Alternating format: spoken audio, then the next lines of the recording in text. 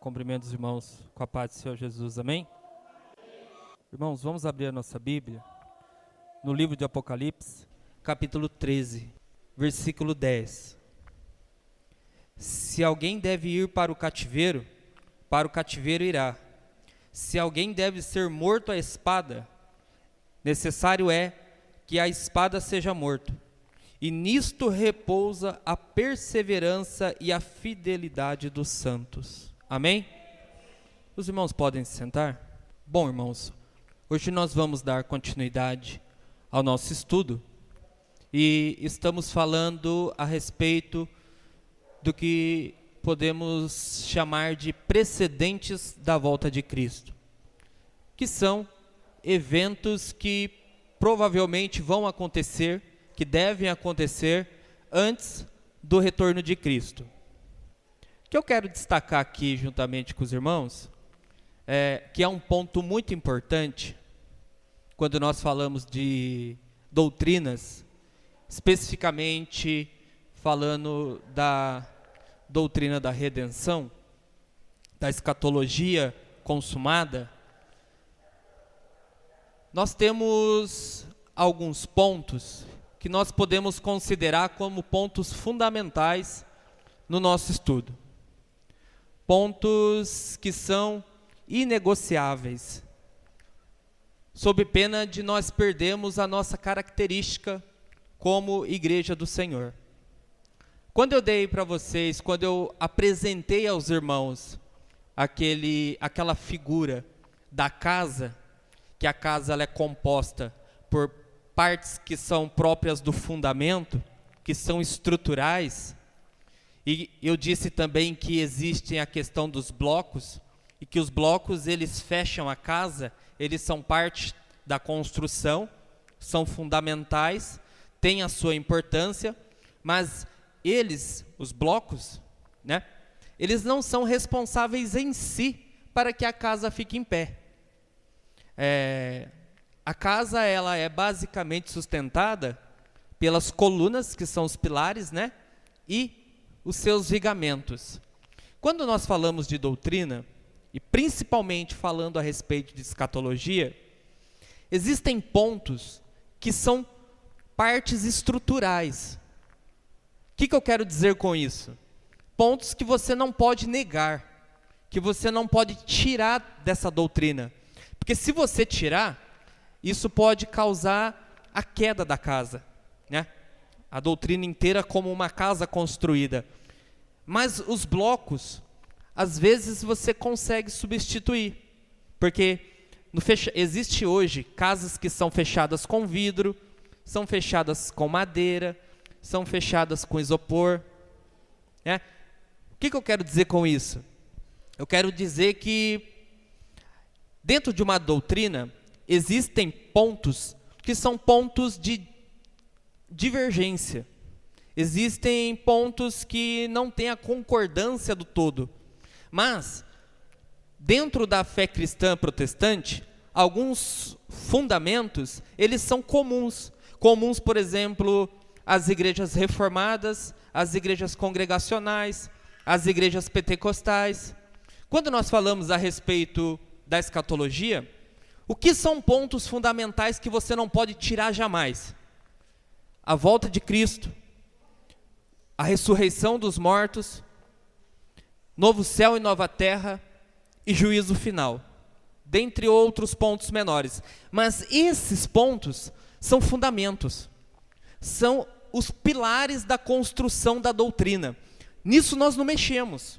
Se você negar que Cristo vai julgar os vivos e os mortos, você perdeu, né, aquilo que te identifica dentro do grupo cristão. E você pode ser considerado, por exemplo, uma seita.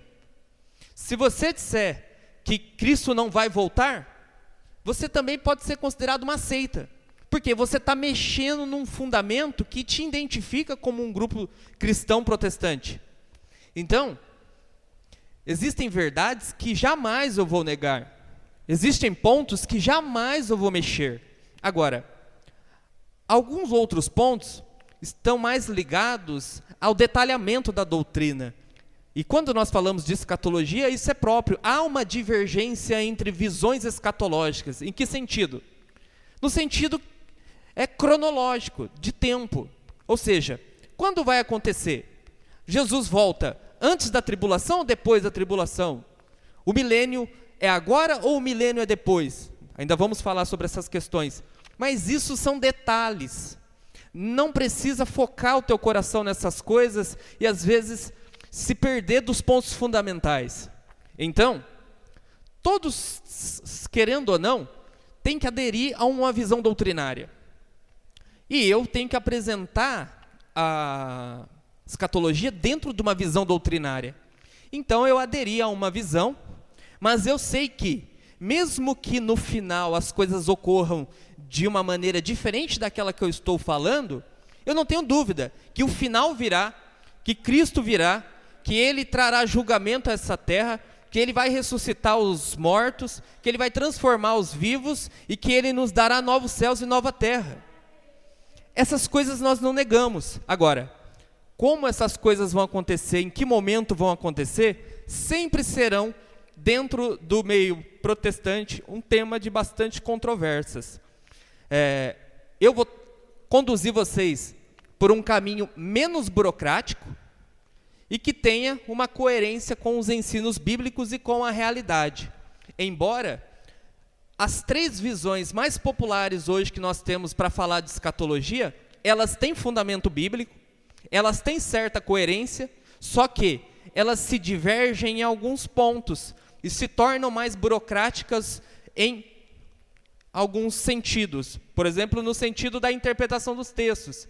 Tem algumas visões teológicas que interpretam textos mais literalmente. E tem outras que usam um pouco mais da figura de linguagem. É próprio de toda a compreensão da Bíblia, é próprio de toda a construção das doutrinas como um todo. Hoje nós vamos falar a respeito do anticristo. E eu vou apresentar o anticristo como um precedente da volta de Cristo. Ou seja, eu vou fazer a afirmação de que primeiro vai se manifestar o anticristo, depois Cristo voltará. Mas isso é um detalhe. Se na verdade as coisas acontecerem ao contrário, se primeiro vier Cristo e depois vir o anticristo, isso não vai interferir de maneira nenhuma o que nós cremos. Porque, querendo ou não, venha antes ou depois, Cristo voltará. Ponto final. É nestas coisas que eu quero que vocês foquem e coloquem o seu coração e a sua esperança nestas verdades, que são pilares, dos quais eu nunca, jamais me atreveria a mexer, tá bom? Então nós vamos conduzir o ensino dessa forma, e aí nós vamos ver os aprendizados e vamos analisar os textos. E vamos ver o que a palavra de Deus tem a nos dizer, e ainda dentro desse estudo, eu vou apresentar as 3 visões para os irmãos, e aí os irmãos vão ter uma claridade maior sobre essas questões. Por enquanto, parece ainda que o ensino ele não alcançou algumas ideias, não chegou ainda a alguns pontos fundamentais que pode ser dúvida dos irmãos. Mas espera, vai com calma, vai devagar, aprenda coisas por vez. E aí, quando você chegar ao final, que eu apresentar a doutrina do milênio e as 3 visões principais a respeito do milênio, as coisas se encaixarão, tá bom? Então, vai aprendendo individualmente os eventos e depois trataremos do que podemos chamar de cronologia, da sequência dos tempos que isso vai ocorrer. Pode passar? Antes de qualquer coisa, é importante que nós façamos o que podemos chamar de definição. O termo anticristos, é encontrado apenas nas epístolas de João. Então, a palavra anticristo na Bíblia, ela é encontrada somente, né, nas cartas de João, especificamente em 1 João, 2 João. O significado original do prefixo grego de anti significa contra, contrário, né? Ou significa em lugar. Então, nesse sentido, o anticristo, ele é alguém contra Cristo, e também o anticristo é alguém que tomará o lugar de Cristo, como sendo ele o próprio Cristo. Então, a definição que nós temos é contra Cristo e ao invés de Cristo, ou no lugar de Cristo. No Novo Testamento também, ele é apresentado como um adversário declarado de Cristo. Podemos combinar ambas ideias. O anticristo é tanto um rival de Cristo, né? Um Cristo rival, como um oponente de Cristo. Alguém que quer tomar o lugar de Cristo e para isso fará uma batalha contra Cristo. Mas Cristo o vencerá sempre. O que é importante nós aprendermos em relação a essas questões, que eu quero apresentar para os irmãos não só a ideia da palavra, mas a força que tem esse conceito. E eu quero apresentar à luz de 4 óticas. Eu quero apresentar pela ótica de João, em suas cartas, pelo gênero de carta. Eu quero apresentar por Daniel. Daniel é um gênero histórico, profético e apocalíptico, o livro. Eu quero apresentar também pelo gênero carta, por Paulo. Na visão de Paulo, Paulo diz quem é o anticristo, né? E também eu quero apresentar novamente por João, só que não agora pelo gênero de carta, mas pelo o gênero apocalíptico, bem como João recebeu estas visões. E aí nós vamos construir a ideia de quem é, né, ou de o que é o anticristo. O que eu quero que vocês percebam em João, em Daniel e em Paulo. Eu quero que vocês percebam que há uma identificação. E conforme vocês forem vendo, eu quero que você, exatamente você, comece a ligar uma afirmação com a outra. Eu passei para os irmãos 4 textos, ou 4, acho que foi um pouco mais, e já pedi para os irmãos, leiam os textos e veja no que um texto se identifica com o outro. Relacione, faça uma lista e relacione entre eles as afirmações que os escritores bíblicos nos apresentaram em relação ao anticristo.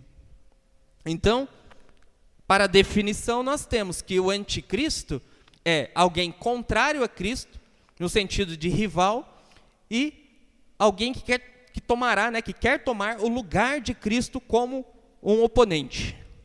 Pode passar. O primeiro termo que eu quero apresentar aqui é em João, os anticristos e o anticristo. Pode passar. Quando eu falo de anticristos, eu quero me referir ao que João disse a respeito do espírito do anticristo. Quando nós falamos a respeito do espírito do anticristo, eu quero me referir a toda a história que diz respeito à vinda de Cristo, bem como o período que envolve a sua volta. Todo esse período, o anticristo como espírito esteve presente ao longo desse período histórico. Esteve presente neste mundo. O espírito do anticristo como uma força impessoal. Não como uma pessoa, mas como uma força impessoal. Eu me refiro a todas as pessoas que ao longo dessa história se apresentaram contrário à igreja, que perseguiram a igreja, que mataram cristãos, que perseguiram o Israel, que mataram israelitas. Todas essas pessoas, ou este comportamento como um todo, indica a presença do anticristo na terra. Veja o que João diz em 1 João, no seu capítulo 2, versículo 18. João fala tanto de um anticristo que ainda está vindo, como o anticristo que já está presente. Ele diz: filhinhos, já é a última hora, e como ouvistes que vem o anticristo, também agora muitos anticristos têm surgido, pelo que conhecemos que é a última hora. A concepção de João, que já era a última hora. E entenda o seguinte, João, o apóstolo, ele já esperava a volta de Cristo para aqueles dias. E ele já tinha percebido que muitos já estavam se fazendo anticristos. Há até alguns que falam que o próprio Jesus repreendeu entre os seus discípulos o espírito do anticristo. Quando os seus discípulos começaram a discutir entre si quem seria o maior no reino dos céus. Então, o espírito do anticristo, ele está presente. João disse que muitos anticristos já têm surgido. Então, desde aquele tempo, já existia esse conceito de anticristos. Mas João separa ou diferencia os anticristos do último anticristo da profecia. Então, uma coisa é que já é a última hora, que o anticristo vem, como ainda há de acontecer, e não aconteceu, porque nós ainda esperamos a manifestação do anticristo, desse indivíduo, ou dessa força, ou desse grupo, que é o anticristo, nós vamos ver um pouco mais à frente, mas que muitos anticristos já têm surgido. O tem surgido indica o presente, ou seja, já nos dias de João, a presença de anticristos, no sentido de pessoas contrárias a Cristo, já era fato. Pode passar.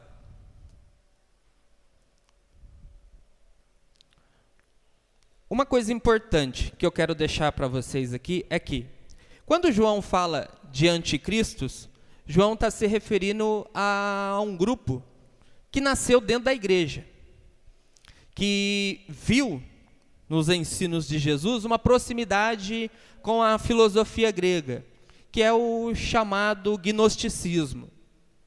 O gnosticismo viu na pessoa de Jesus a manifestação de uma ligação com os ensinos que eles apresentavam.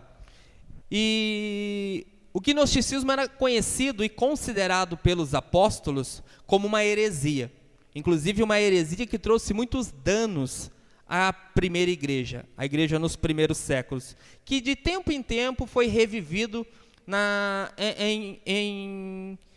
em ensinos de alguns dos mestres que ensinaram ao longo da história da igreja. O mais famoso deles é Cerinto. Cerinto, segundo alguns escritos, ele era um opositor de João. Inclusive, nós temos alguns livros, por exemplo, de Eusébio de Cesareia, que diz que João e Cerinto eram inimigos. E João considerava Cerinto como um inimigo da fé.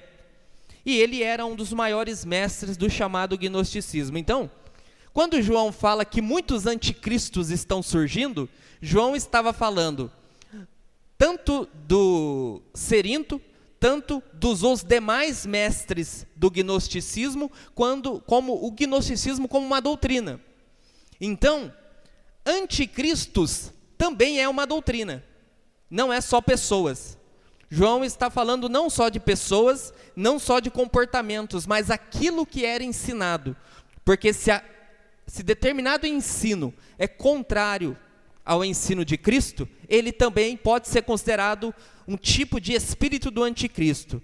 E na nossa era, o que mais nós temos, além dos pseudocristos, que são os falsos cristos, nós temos os falsos ensinos. E esses falsos ensinos são uma manifestação, ou seja, eles são precursores do último anticristo que há de vir, o anticristo da profecia. Então, ainda que o anticristo não tenha se manifestado entre nós, João diz, muitos anticristos já estão surgindo, ou seja, muitas pessoas, doutrinas e falácias, filosofias, ideologias que são contrárias aos pontos centrais da fé em Cristo. Isso também é o anticristo.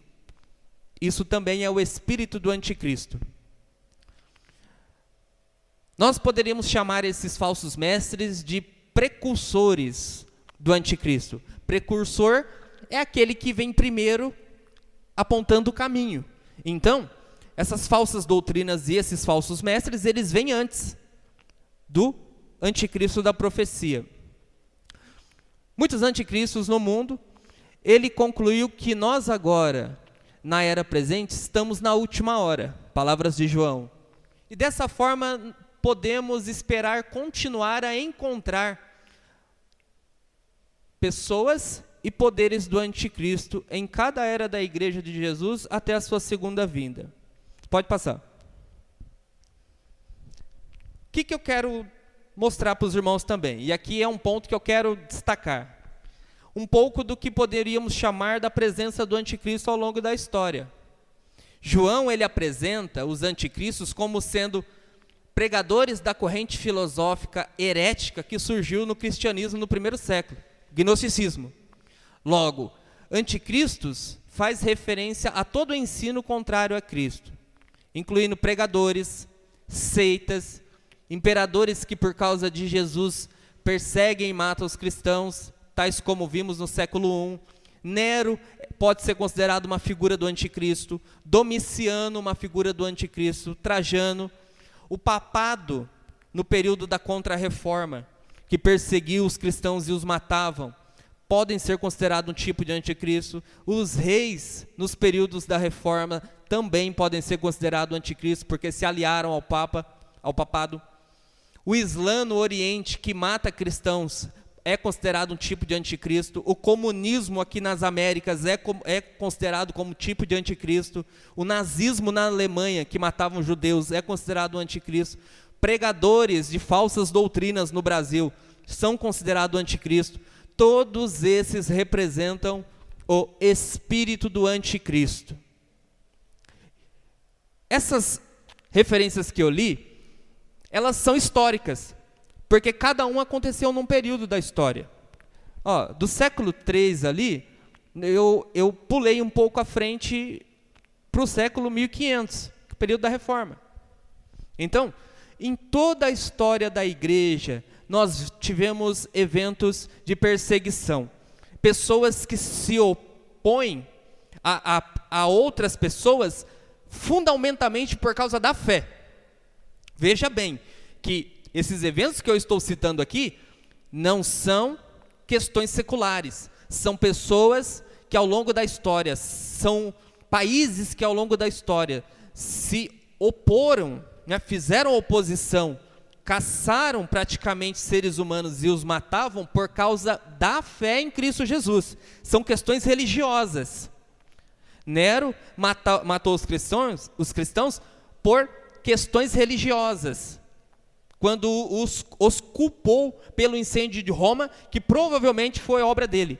Vejam, todos esses eventos aqui envolvem, de uma forma ou de outra, pessoas que são contrárias a Cristo. Então, eles são anticristos.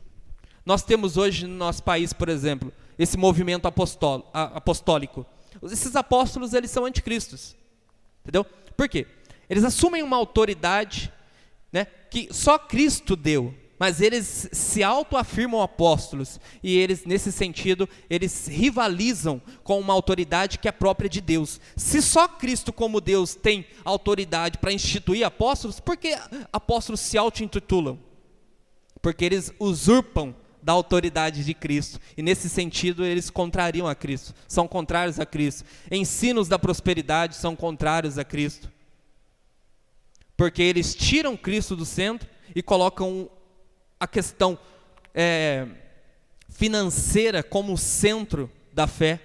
Então, nesse sentido, eles são rivais de Cristo, eles são oponentes de Cristo, porque eles fazem oposição à verdade, que é a verdade de Cristo, que é o próprio Cristo.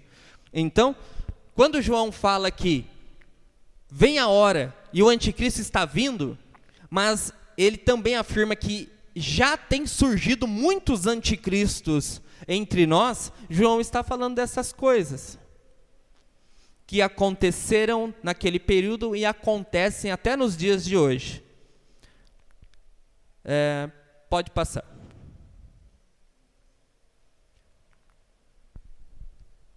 Vimos o anticristo, ou um pouco do anticristo a partir de João, João apresenta as duas óticas do anticristo que há de vir e o anticristo que já está presente. E agora nós vamos analisar um pouco o anticristo de Paulo.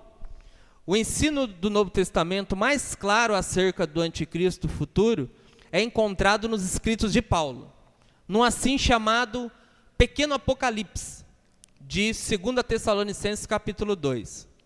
Embora o termo anticristo não seja usado nessa passagem, a maioria dos comentaristas identificam o homem da iniquidade de Paulo como sendo o anticristo que João estava falando. Abra comigo na sua Bíblia, em 2ª carta aos Tessalonicenses, e essa leitura precisa ser, em parte, um pouco mais rápida. E eu vou fazer essa leitura para os irmãos. Diz assim o texto, 2ª carta de Paulo aos Tessalonicenses, capítulo 2. Ora, irmãos, quanto à vinda do nosso Senhor Jesus Cristo e a nossa reunião com Ele, rogamos que não desistais facilmente do vosso modo de pensar, nem vos perturbem,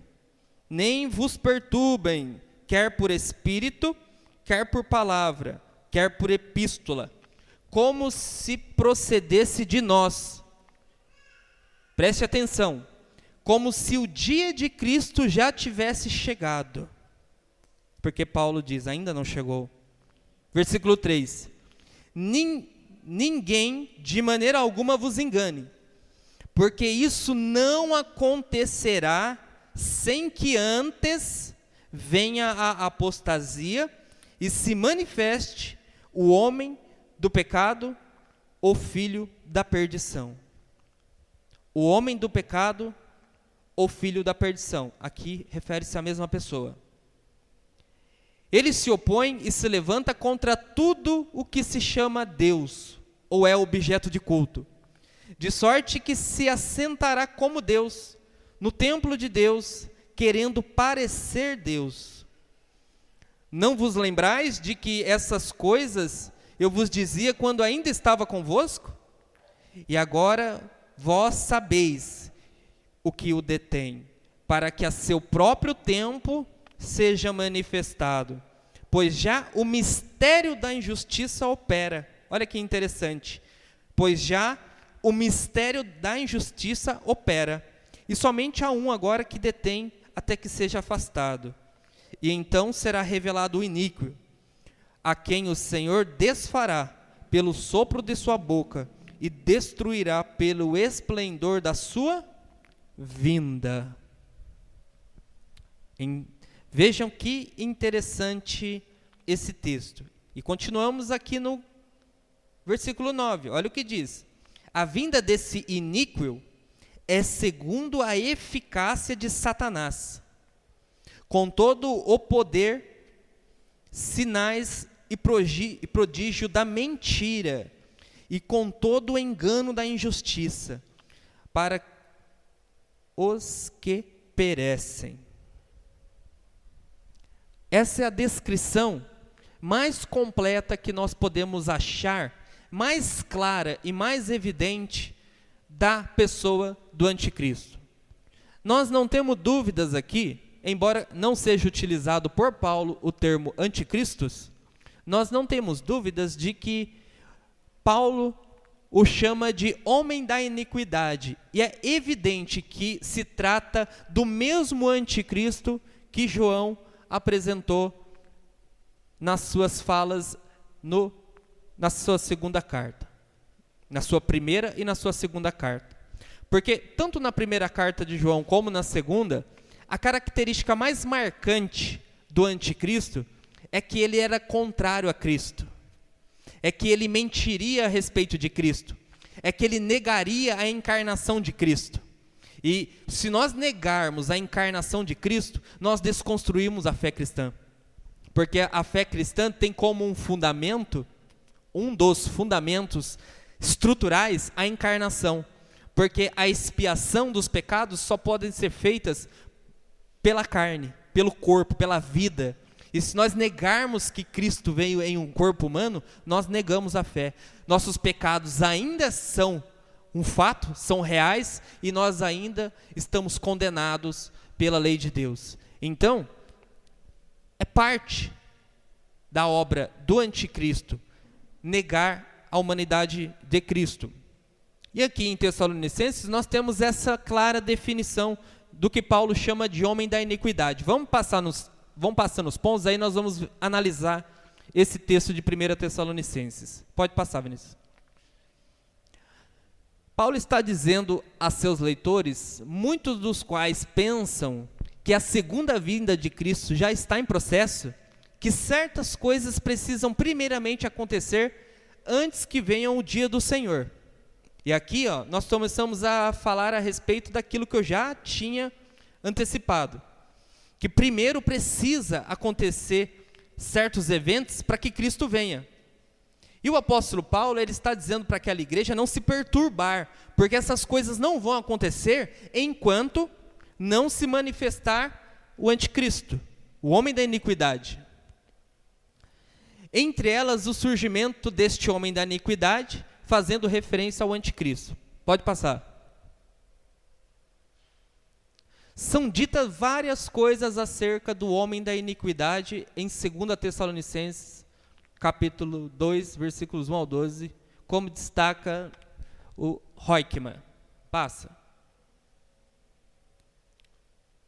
Primeiro, a sua manifestação. Ele aparecerá na grande apostasia ou rebelião. Observe como estas duas figuras estão vinculadas no versículo 3. Olha o que diz: ninguém de nenhum modo vos engane, porque aquele dia, o dia do Senhor não virá, sem que primeiro venha a apostasia e seja revelada o homem da iniquidade. Então, a vinda do anticristo ou do homem da iniquidade acontecerá simultaneamente o evento da apostasia. Falaremos ainda da apostasia na semana que vem.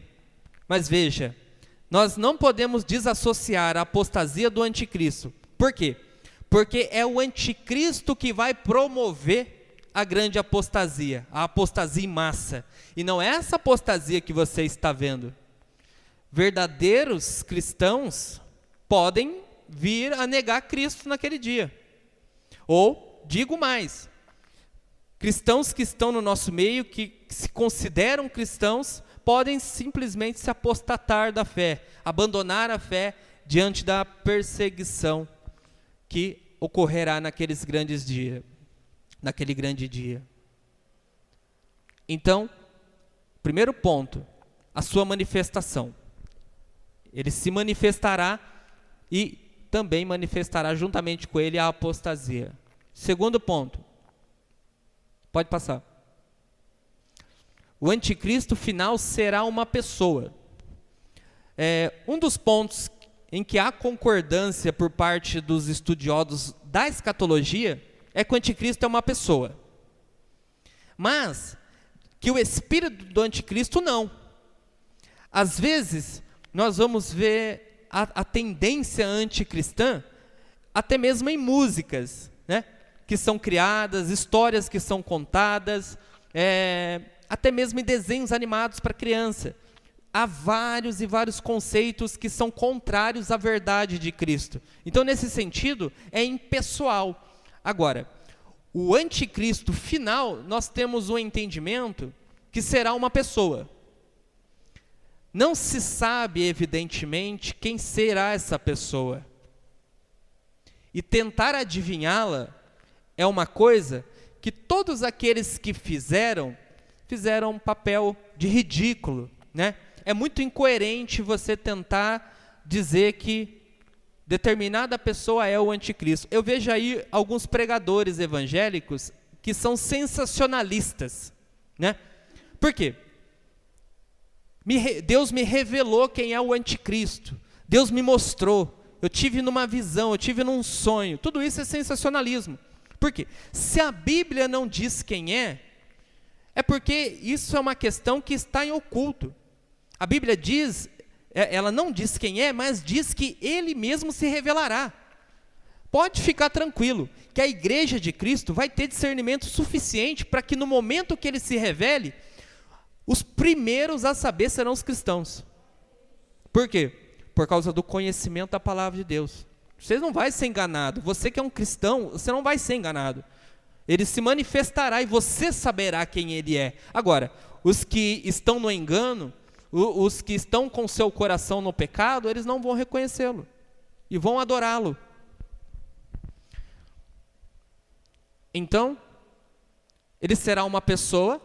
A descrição fornecida nesse capítulo não pode se referir a nada além de uma pessoa definida. Ele é denominado o homem da iniquidade e também é denominado como o filho da perdição. É uma referência clara que o homem, no sentido de aspecto humano, e o filho são expressões próprias da humanidade, né? Então, é uma referência direta de que se trata realmente de um homem. Ou seja, haverá um anticristo final e pessoal antes que venha o dia do Senhor. É essa pessoa, é esse ser humano, que naquele grande dia vai fazer guerra contra Cristo. Dá para imaginar que uma pessoa vai fazer guerra contra Cristo? Ele terá um poder, que é o poder de Satanás. E com esse poder é que ele vai fazer guerra contra Cristo. O poder daquele que já foi vencido por Cristo. Pode passar. O anticristo, ou o homem da iniquidade de Paulo, ele exigirá adoração exclusiva. O homem da iniquidade será objeto de adoração. Ele não somente se oporá a tudo que se chama Deus e é adorado, mas também se assentará no santuário de Deus, ostentando-se como se fosse o próprio Deus. Versículo 4. Em outras palavras, ele se oporá a toda forma de adoração, exceto a adoração dele próprio, a qual ele exigirá e imporá à força naqueles grandes dias. O que eu quero que vocês entendam? O anticristo, evidentemente, ele vai se opor a toda adoração ao Deus verdadeiro, mas também vai se opor à adoração de todos os demais deuses. Por quê? Porque ele vai se apresentar como uma figura central a ser adorada. Então, nesse período, não haverá também adoração às demais religiões. E as religiões se curvarão diante dele, porque ele se apresentará como alguém de fato a ser adorado. As pessoas vão adorá-lo, vão abandonar as suas crenças, vão focar os seus olhos no anticristo, porque ele assim terá uma determinada glória e resplendor, e os homens se encantarão com ele. Somente a igreja vai identificá-lo, de fato. Somente a igreja, por causa da verdade. O homem da iniquidade, a palavra iníquo, no grego, adikia, significa o homem sem lei. O homem que vai destituir a lei, que vai se opor à lei de Deus. Só que a igreja, ela é gerada na palavra, gerada na lei de Deus. Então, de maneira alguma, ele vai poder enganar a igreja de Cristo. Mas todos os homens vão adorá-lo. Ele será objeto de adoração. Todo o mundo se curvará para adorar o anticristo, o homem da iniquidade. E aqui um ponto importante, que Hermann Ridderbus diz que assentar-se no templo é um atributo divino, é usurpar para si a honra divina. Então, o anticristo, como eu disse, ele também é alguém que quer se colocar no lugar de Deus. Ele não é só contrário, mas ele é um usurpador. Ele quer se assentar como Deus se assenta. Aqui, assentar-se no templo de Deus não é literal. Não imagine que Deus vai sentar num templo, como muitos acreditam, em Jerusalém. Não é essa a ideia do texto. Assentar-se no texto de Deus, como o Hermann apresenta, é usurpar a autoridade, porque trono, na Bíblia, ele diz respeito ao quê? A reino, a rei, a governo. Então ele vai querer ter o governo que Deus tem sobre o mundo. E por um espaço de tempo, de fato, ele governará. Então, assentar-se no templo tem o sentido aqui de usurpar para si uma honra, né, uma prerrogativa que é do rei. E só há um rei, que é Cristo, nosso Deus.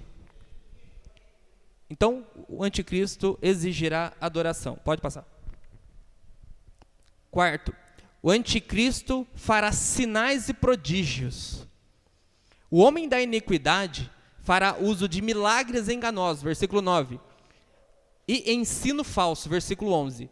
Para levar a sua causa adiante, ele virá com milagres e sinais e maravilhas ilusórias, como apresenta a versão NVI. Eu coloquei errado ali.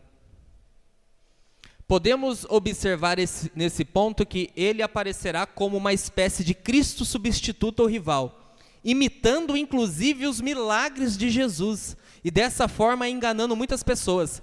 Estes sinais e prodígios têm a sua origem no desejo de enganar, e tem por detrás a obra de Satanás. O que acontecerá? Por que o anticristo será objeto da adoração? Porque o anticristo fará coisas que não estão sendo feitas hoje. Sinais e prodígios, inclusive sinais e prodígios que a igreja não está fazendo, que nós, como igreja de Cristo, não está fazendo. Eu digo para você, se entrar pessoas com enfermidades terríveis aqui dentro da igreja, embora eu não estou dizendo que milagres não aconteçam, não estou dizendo que Deus não cura. Preste atenção no que eu estou dizendo. Se começar a entrar pessoas aqui, paralíticos, com enfermidades terríveis, e essas pessoas começarem a ser curadas, mas curadas aos olhos de todos. Curadas aos olhos de todos. Chegou aqui, imediatamente curadas. Eu digo para você, esse bairro aqui inteirinho enche. Esse bairro vira uma loucura, isso aqui muda totalmente. Não são milagres escondidos, são milagres à vista de todos, igual aqueles que Jesus fazia. Me diz um lugar hoje que está sendo continuamente feito milagres como Jesus fazia. Não estou dizendo que milagres não acontecem, preste atenção na minha afirmação. Eu estou dizendo, eu sou sincero em te dizer que, como Jesus fazia, não há lugar. Da maneira que Jesus fazia, como quase que instantâneo, o paralítico simplesmente era imposto a mão e ele imediatamente levantava e as pessoas se maravilhavam. As multidões não é à toa. As multidões estavam vendo o que estava acontecendo e se juntavam. O anticristo, ele o período da manifestação do anticristo será um momento em que essas coisas vão acontecer. Coisas maravilhosas, as pessoas vão se encantar, as pessoas vão ficar maravilhadas, porque sinais que não são feitos em nenhum lugar do mundo vão ser feitos por aquele homem. Maravilhas que não são operadas, maravilhas, né? Por quê? Porque estamos falando de maravilhas pelo poder do engano, pelo poder de Satanás. Coisas que não são feitas em lugar nenhuma serão feitos. A marca do anticristo é o ensino mentiroso, porque ele vai mentir para enganar, e a marca são sinais e maravilhas. Todo o cenário mundial voltará os olhos para a pessoa do anticristo, porque é aquele que tem o poder além dos homens, o poder de operar maravilhas. Está entendendo? Por isso que ele vai ser objeto de adoração, porque os homens se curvarão, porque ele se apresentará como Deus, como Cristo. E os homens vão ser enganados, achando que ele é o Cristo, e vão se curvar a ele. Pode passar. Ainda há algo que detém. O que o detém, Paulo?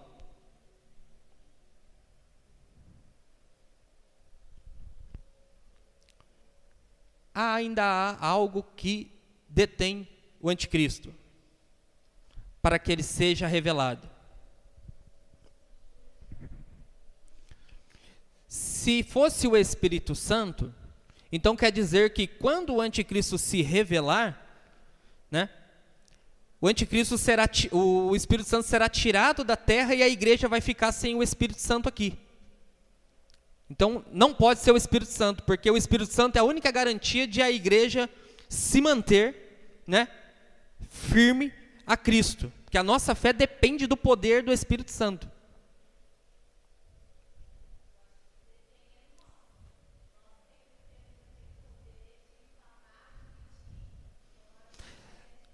Se nós somos aquilo que detém o anticristo de se manifestar, então por que o anticristo vai se manifestar estando nós aqui?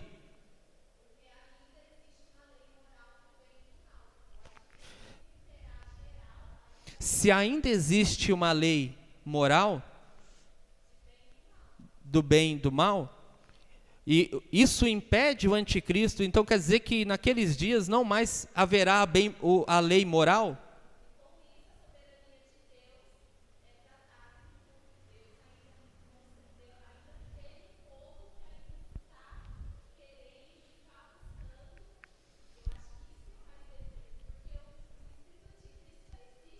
Então, não pode ser a lei moral, por quê?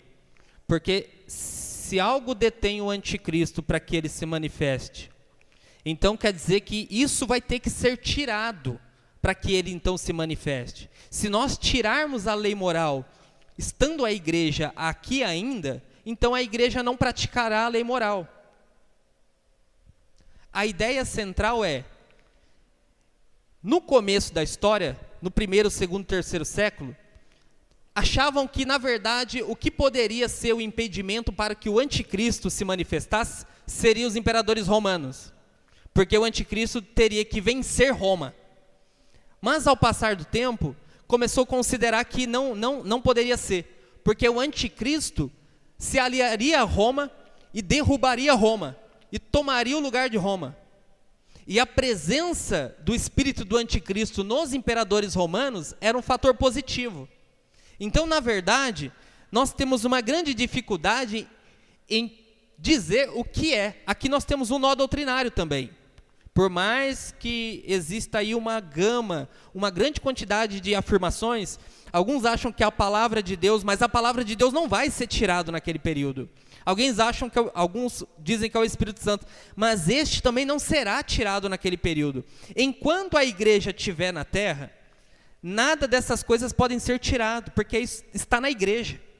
Só sai quando a igreja sair. Entende? Então, é enigmático. Aqui é que esse impedimento é mencionado tanto em termos pessoais como em termos impessoais. Aí torna ainda mais difícil o problema, porque Paulo ele faz duas afirmações sobre aquilo que o detém. Parece que uma hora ele diz que é uma pessoa, e parece que ele diz que é algo que não é pessoa, como nós vemos aqui, ó. Agora sabes o que dá a ideia de pessoal, o que o detém. E aquele que agora o detém, perdoe-me, está invertido. O que o detém é o no sentido de alguma coisa que detém que o anticristo se manifeste. E aquele que agora o detém, aquele é uma referência a uma pessoa. Então nós temos um problema doutrinário aqui, porque alguma coisa impede. Eu ouvi alguém falando o tempo, né? O tempo é o que impede. Mas também o tempo não vai ser retirado para que o anticristo, porque o anticristo ele vai entrar e logo depois existem mais ainda outros eventos, como o juízo final, como novos céus e nova terra. E quando nós falamos de juízo final, novos céus e nova terra, a consumação total, nós estamos falando de tempo, porque essas coisas vão acontecer uma após a outra, e isso implica tempo. Então, tem havido muita discussão sobre a identidade desta força ou desta pessoa que ainda detém que o anticristo se manifeste. Pode passar. Por último, Jesus Cristo o matará. Se ele é uma pessoa, evidentemente, e se ele vai fazer guerra contra Cristo, Cristo vai matá-lo. O homem da iniquidade será totalmente destruído por Cristo em sua segunda vinda. E então será de fato revelado o iníquo, a quem o Senhor Jesus matará com o sopro de sua boca e o destruirá pela manifestação de sua vinda. Ele será destruído quando Cristo vier. O próprio Cristo é quem vai cuidar do anticristo. É o próprio Cristo quem vai exercer um juízo sobre ele e o matará. Em outras palavras, embora o surgimento do homem da iniquidade traga sofrimentos indizíveis para a igreja, o povo de Deus não tem nada a temer, uma vez que Cristo o esmagará. Cristo o destruirá. Então, essa é a certeza da igreja. Mesmo que todas essas coisas venham ou não acontecer, a igreja passe pelo anticristo, ou a igreja seja poupada, Cristo, ele vai se encontrar com Cristo lá na frente. Já está pré-determinado por Deus esse encontro. E Cristo o destruirá. Cristo vai vingar a sua igreja com justiça sobre o iníquo, o homem da iniquidade. Pode passar. Então, com isso, nós fechamos aqui algumas ideias relativas ao anticristo de volta. O anticristo de Paulo. Agora nós vamos ver o anticristo segundo Daniel. Abra sua Bíblia comigo, nós vamos fazer uma leitura rápida. Quem já fez a leitura dos textos já está mais favorecido, porque eu mandei. Agora, os que não leram, precisa de uma atenção dobrada.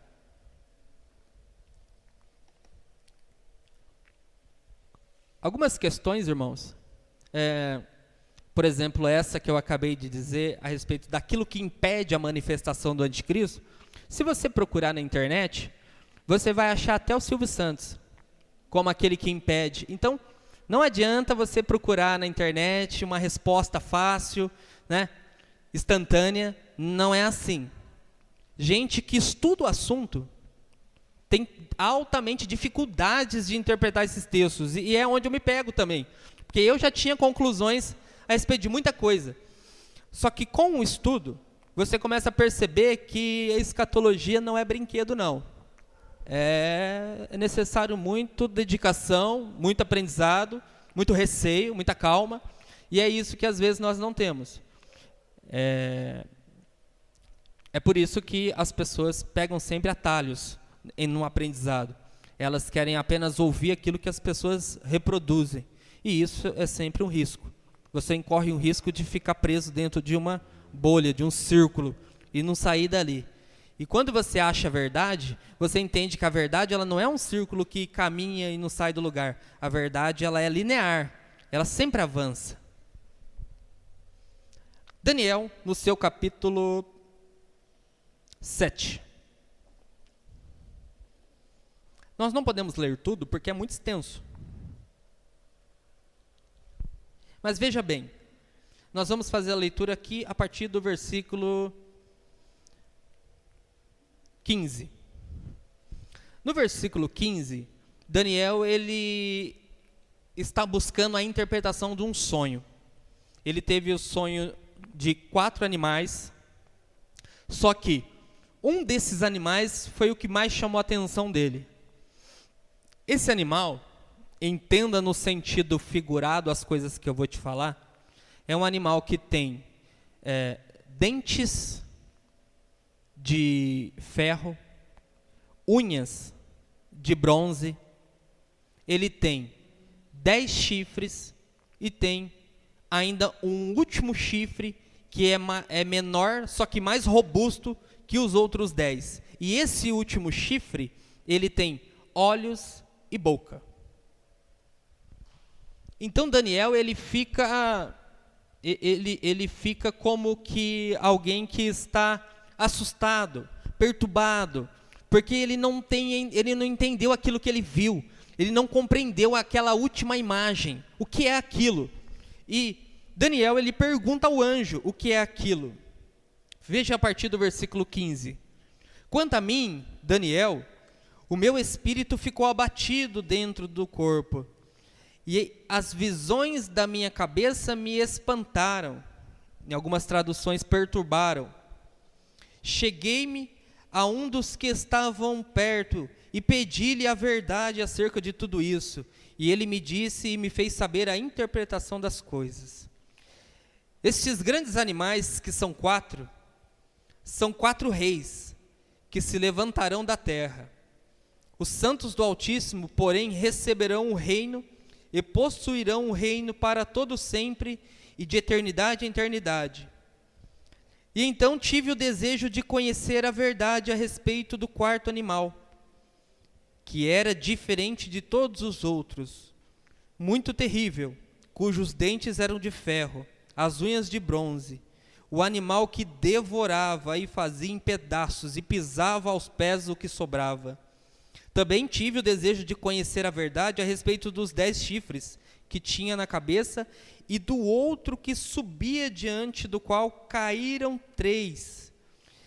Isto é, daquele chifre que tinha, daquele chifre que tinha olhos, uma boca que falava com arrogância e parecia ser mais robusto do que os seus companheiros. Eu olhava e vi que este chifre fazia guerra contra os santos e os vencia, ou em outras traduções, prevalecia sobre eles.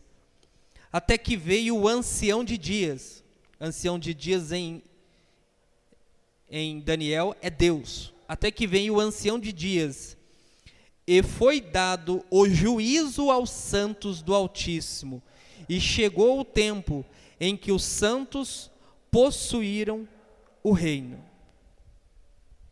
Veja, aqui quando nós lemos esse texto, a respeito daquela besta que foi vista por Daniel, Daniel ele vai apresentar que aqueles chifres que aquela besta tinha, se trata de reis. E que o animal em si se tratava de reinos. Dentre esses reis, surgirá um rei, e esse rei, ele é mais robusto que os demais. E de imediato, esse rei, como foi a interpretação da profecia, vai quebrar 3 chifres, ou seja, vai derrubar 3 governos, 3 outros reis. E ele será mais robusto que todos os outros reis, e mais poderoso que todos eles, e vai subjugar todos eles. Esta visão que nós estamos vendo aqui em Daniel, provavelmente seja a primeira visão, e quando eu digo provavelmente, há um consenso em todas as pessoas que estudam esses eventos do fim, escatologia. Todos eles consideram que se trata do anticristo.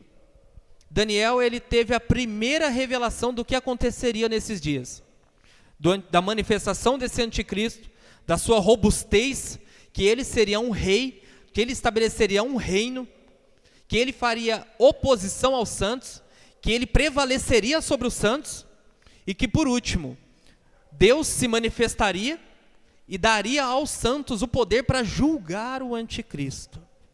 Aqui nós temos ainda a revelação de que não somente Cristo o destruirá, mas de que Cristo compartilhará a sua igreja poder para destruir, destronar, destituir de vez o anticristo.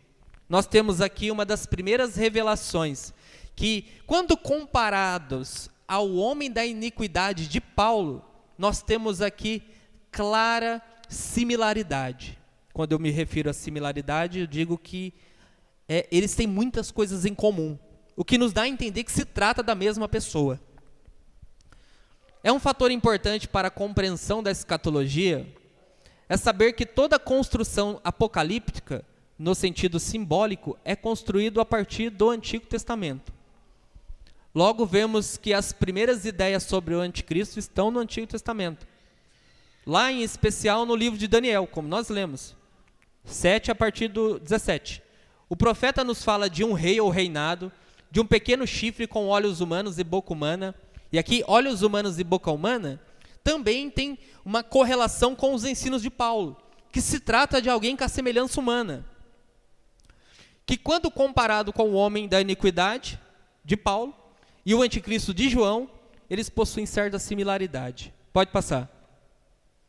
Primeiro, seria um gênero diferente dos demais, uma vez que era um poder religioso e os demais eram poderes civis.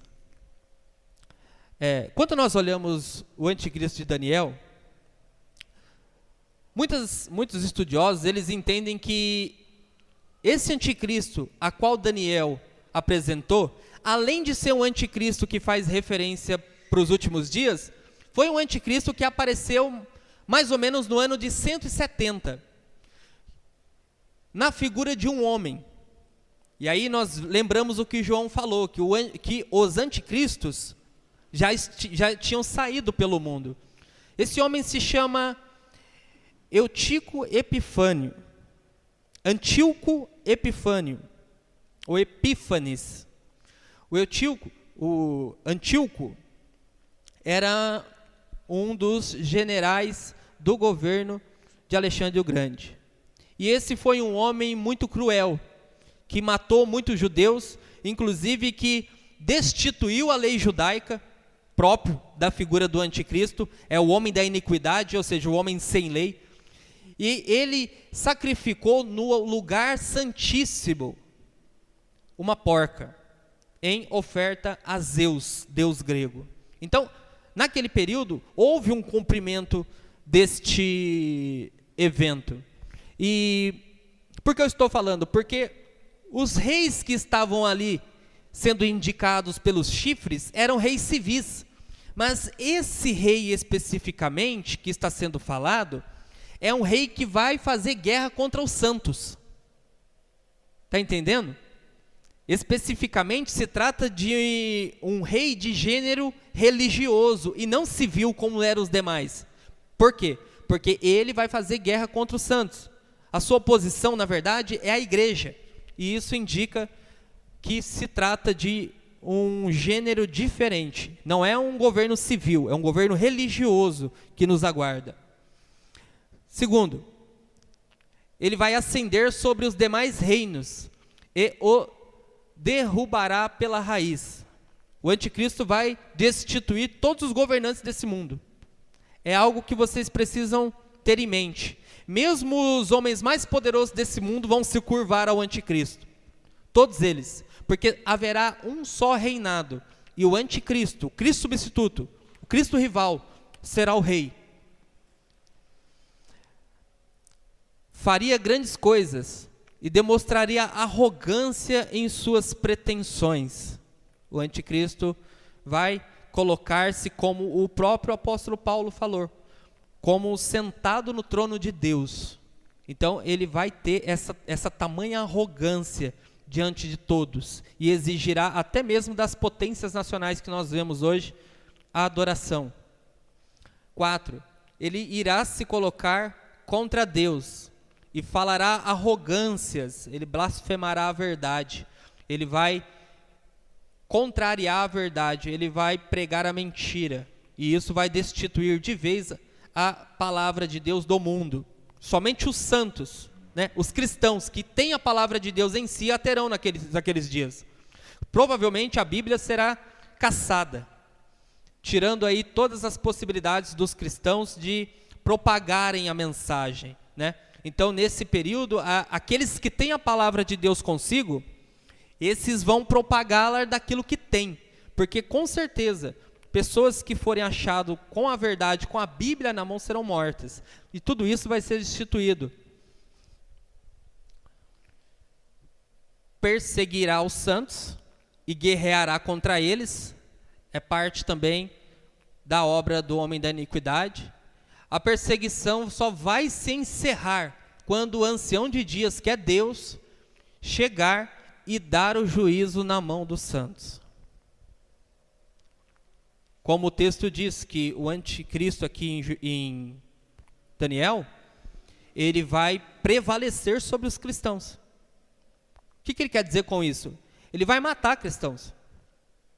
Se a igreja for poupada desse período e for, conforme há algumas visões, arrebatada, tudo bem. Mas veja, mais um texto que diz que ele vai fazer guerra com os santos. Se o anticristo vai fazer guerra com os santos, indica que os santos estarão aonde? No céu ou na terra? Na terra. E se diz que ele vai prevalecer contra eles, é evidente que vai matá-los, vai prendê-los, vai caçá-los. Muitos vão morrer. Essa é a grande verdade. E os que primeiro se manifestarem como líderes da igreja, pastores que querem direcionar a igreja, vão ser os primeiros a morrer. Porque ferindo os pastores, ferindo as lideranças, você vai desconstruindo o movimento vai perdendo força. Então aqueles que não vierem a se apostatar da fé, porque vão ver os milagres e vão achar que é Cristo, e lembra no que nós falamos na semana passada? Cristo falou o quê? Quando eles virem, não vai. Quando dizerem, ali há o Cristo, não vai.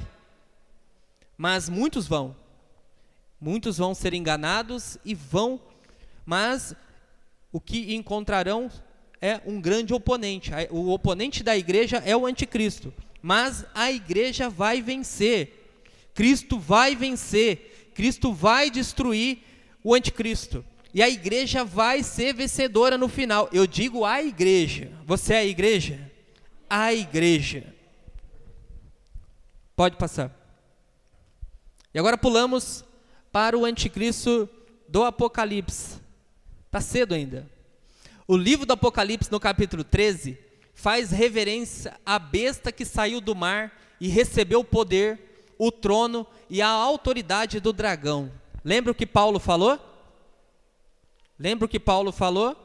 O homem iníquo que recebeu o poder do diabo, autoridade para fazer sinais e prodígios. Agora nós vamos ver isso sendo falado na literatura apocalíptica, em Apocalipse. Ele recebeu o poder, o trono, a autoridade do dragão, a antiga serpente Satanás, que engana o mundo todo, como está escrito em Apocalipse 12:9, Apocalipse 13:2. Essa besta, com o poder recebido, fará coisas grandes e atrairá toda a atenção mundial para si. Os homens se maravilharão com ela. Vejamos a seguir. Pega a sua Bíblia rapidinho, Apocalipse capítulo 13.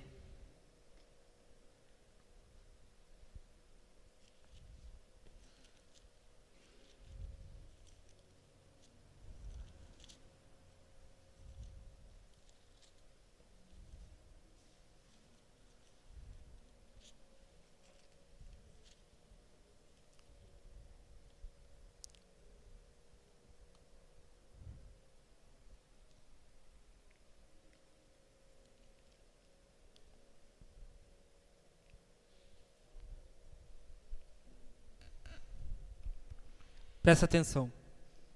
Eu vi subir do mar uma besta que tinha 10 chifres e 7 cabeças. Sobre os seus chifres tinha 10 diademas e sobre suas cabeças um nome de blasfêmia. A besta que vi era semelhante ao leopardo, com pés como os de urso e a boca como de um leão. O dragão deu-lhe o seu poder, o seu trono e grande autoridade.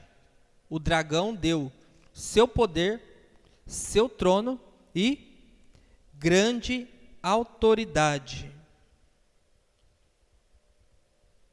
Virem aí, antes de nós continuarmos a leitura, eu vou te mostrar quem é o dragão em Apocalipse. Você está no 13:2. Você vai virar a página no 12:9. Olha o que diz. E foi precipitado o grande dragão, a antiga serpente, em Gênesis, que se chama Diabo e Satanás, que engana o mundo todo. Ele foi precipitado na terra e os seus anjos foram lançados com ele. Então voltamos lá à leitura.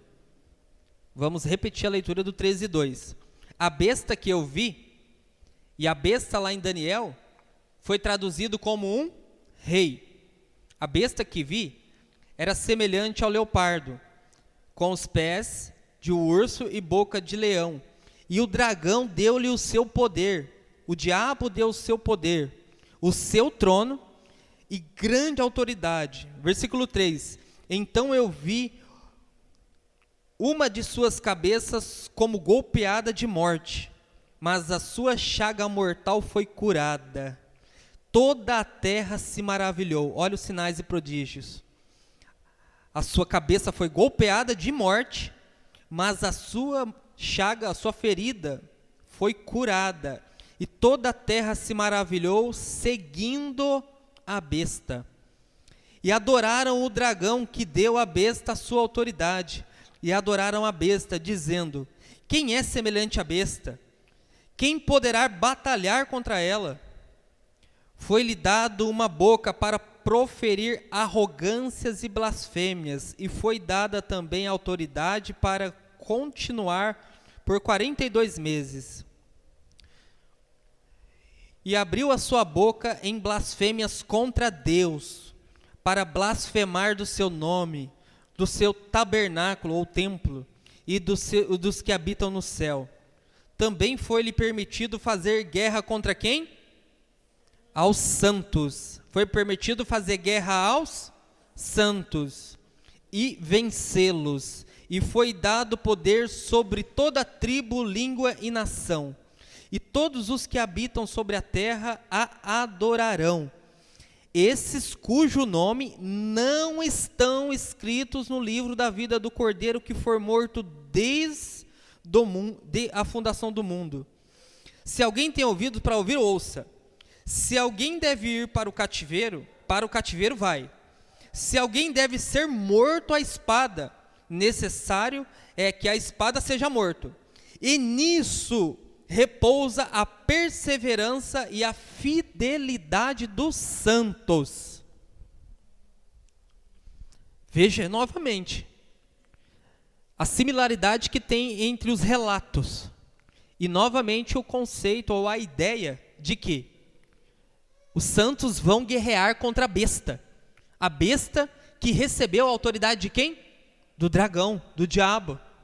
Novamente os santos na terra e a besta prevalecendo sobre os santos.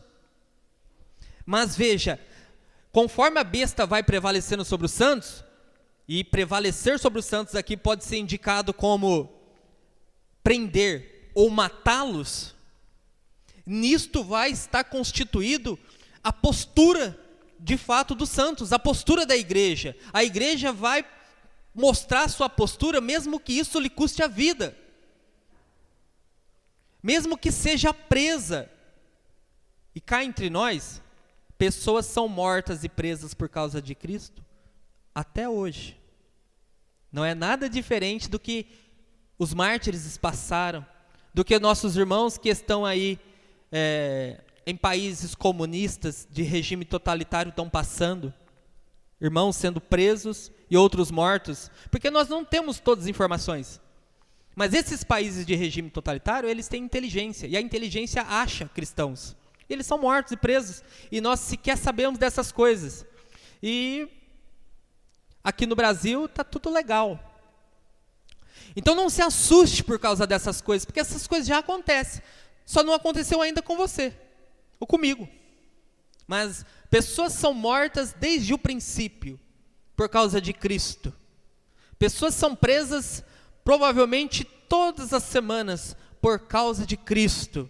E isso se intensificará naquele grande dia. E essas pessoas que são mortas e presas, elas têm opção: apostatar, abandonar a fé. Cristo tinha opção: abandonar a sua missão e deixar o mundo se perder. Mas Cristo foi fiel, como servo, sendo obediente até a morte de cruz. Se assim Deus deu todas essas coisas a Cristo, por que não nos dará também a nós? O apóstolo Paulo dizia assim, que complete o que sobrou das aflições de Cristo na minha carne. Ou seja, se ainda sobrou algum sofrimento que Cristo não tenha passado, que seja completado em mim. Tamanho era a fidelidade que ele tinha com Cristo. Por isso, irmão, quando você vê uma pessoa que, por razão banal, chuta a fé, não adianta. Não adianta, querendo ou não vai chegar lá, não vai aguentar. Porque a fé, de fato, não está nela.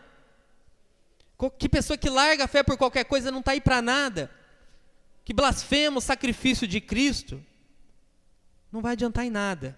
Aquele grande dia é um dia de provação. Bem-aventurados que já morreram e não passarão por aquele dia, já estão com Cristo e já reinam com Ele. Pode passar, vamos finalizar agora.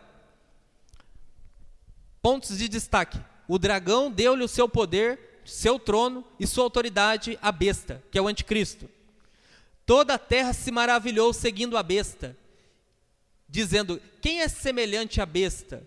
Quem poderá batalhar contra ela? Olha que interessante. Pessoas estão maravilhadas, porque viram um sinal. A besta foi ferida de morte e restituiu-se. E as pessoas estão maravilhosas, elas dizem assim, olhando para a besta, vão dizer assim: mas que poder, que maravilha.